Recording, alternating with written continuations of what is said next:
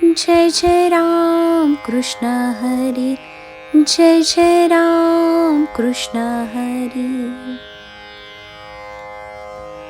सायास करीसी प्रपंच दिननिशी, हरीसी न भजसी कवण्या गुणे. सायास म्हणजे प्रयत्न, कष्ट. तू रात्रंदिवस त्या प्रपंचासाठी कष्ट करतोस आणि खरंच आहे, तो प्रपंच, तो संसार असाच आहे.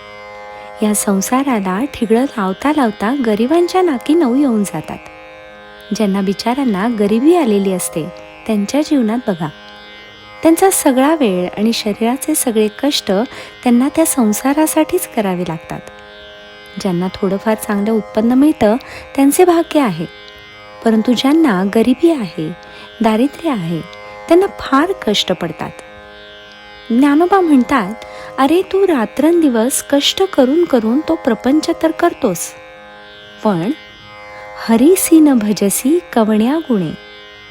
ज्या प्रपंचाला तू रात्रंदिवस कष्ट करून करून पोचतो आहेस, तितका कष्टाचा भाग तू देवाकडे का लावत नाहीस?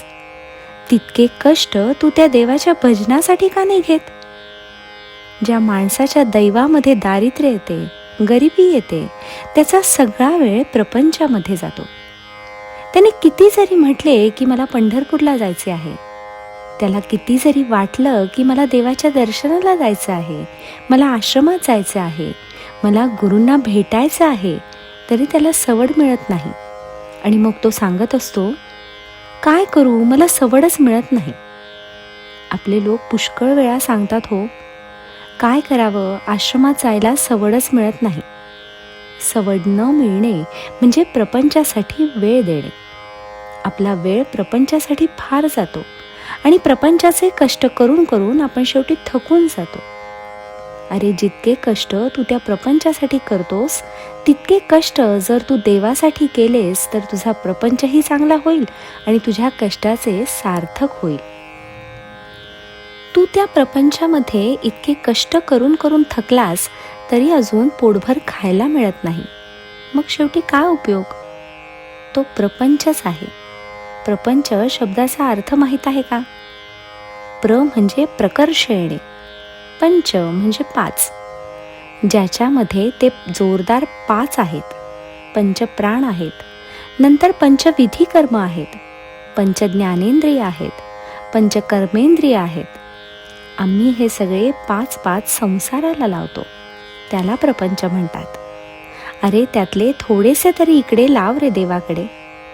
बघ बरे तुला काय मिळेल ते. हरिपाठ घेण्यासाठी कष्ट घेतले तर काय मिळते ते आता ज्ञानोबा सांगतात.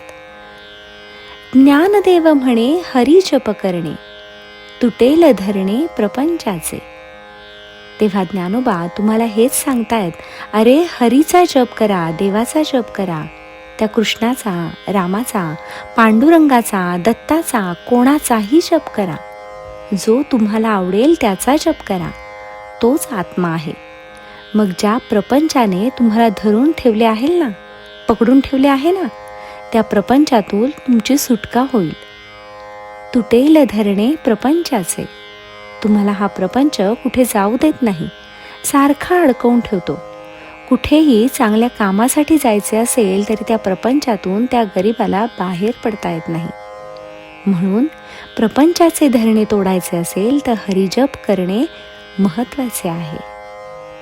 जय जय राम कृष्ण हरी, जय जय राम कृष्ण हरी.